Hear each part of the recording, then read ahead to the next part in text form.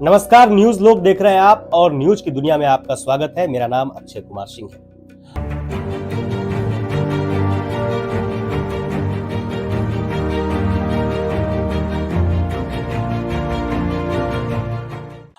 आज आप जिधर से भी गुजरेंगे उधर आपको बातों बातों में चर्चा राम मंदिर पर जरूर सुनने को मिल जाएगी। राम मंदिर को लेकर देश भर में उत्साह का माहौल तो है ही, लेकिन इन सब के बीच कुछ चर्चा भी है, कुछ डिबेट भी है जो आम तौर पर आपको सुनने मिल ही जाती है। चर्चा ये कि राम मंदिर में किसका सबसे ज्यादा योगदान रहा, बीजेपी का कितना योगदान रहा, कांग्रेस का कितना योगदान रहा, तब मुलायम सरकार ने क्या किया था। इन चर्चाओं में एक चर्चा ये भी है कि राजीव गांधी ने ही राम मंदिर का ताला खुलवाया, वरना आज जो हो रहा है वो हो पाना संभव नहीं था। इन बातों को लेकर अगर सही मायने में समझना है तो हमें आजादी के बाद साल 1949 में जाना होगा। बाबरी मस्जिद के बाहर बने राम चबूतरे पर रामलला की जो मूर्ति थी वह 22 दिसंबर 1949 की देर रात मस्जिद के बीच वाली गुंबद के नीचे स्थापित कर दी गई थी और तब केंद्र में पंडित नेहरू प्रधानमंत्री थे, जबकि राज्य में कांग्रेस के वरिष्ठ नेता पंडित गोविंद वल्लभ पंत मुख्यमंत्री थे। यह भी तय है कि मस्जिद में मूर्ति तभी रखी गई थी जब केंद्र और राज्य दोनों ही जगहों पर कांग्रेस की सरकार थी।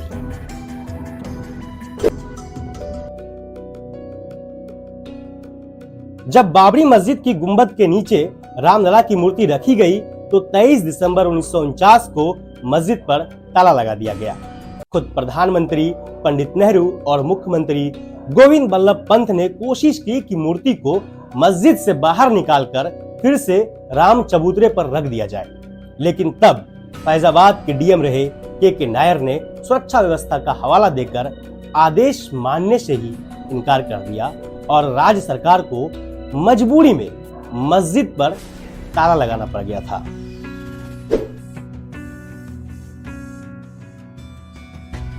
इसके बाद मामला अदालत पहुंचा और 29 दिसंबर 1949 को फैजाबाद कोर्ट के एडिशनल मजिस्ट्रेट ने सीआरपीसी 1898 के सेक्शन 145 के तहत आदेश जारी कर पूरी जगह को म्युनिसिपल बोर्ड के चेयरमैन की रिसीवरशिप में रखवा दिया।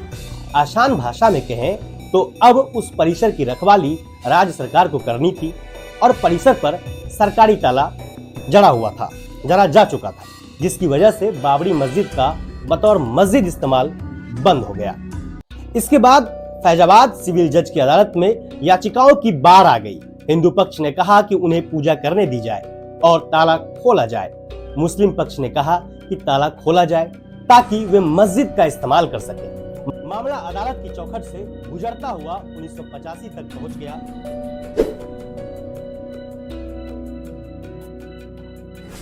तब 31 अक्टूबर से 1 नवंबर 1985 के बीच कर्नाटक के उडुपी में एक धर्म संसद हुई। इसमें तय किया गया कि अगर ताला नहीं खुलता है तो संत 9 मार्च 1986 से अनशन शुरू कर देंगे। इतना ही नहीं, महंत परमहंस रामचंद्र दास ने तो आत्मदाह तक की धमकी दे डाली।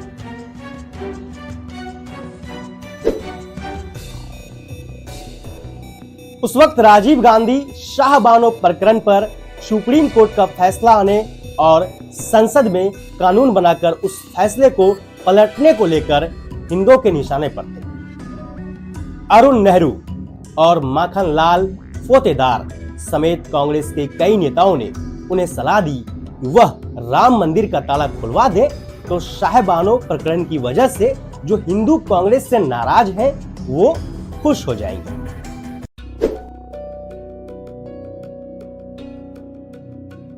इस पर राजीव गांधी भी तैयार हो गए।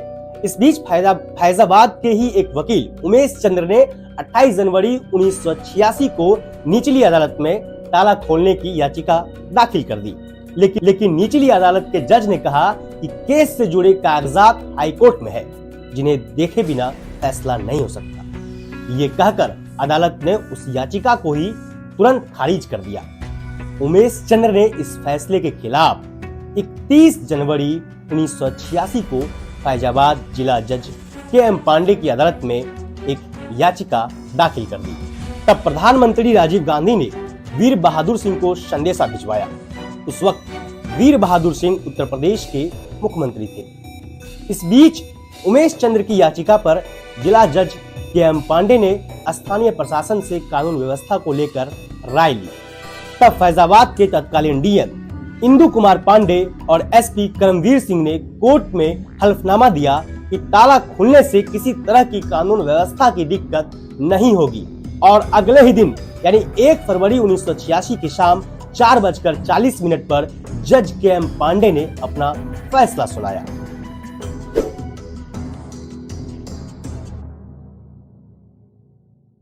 उन्होंने आदेश दिया कि 1 घंटे के अंदर ताला खोल दिया जाए, इससे पहले कि पुलिस प्रशासन अदालत के आदेश की तामील करता। जिस सरकारी अधिकारी के पास उस ताले की चाबी थी, उसका इंतजार होते होते हजारों की संख्या में लोग विवादित स्थल पर पहुंच गए और किसी ने ताला खोल दिया। अब आदेश चूंकि अदालत का था, तो फिर प्रशासन ने भी पता लगाने की कोशिश नहीं की ताला किसने खोला, लेकिन करीब 37 साल बाद पड़ा ताला खुल गया था।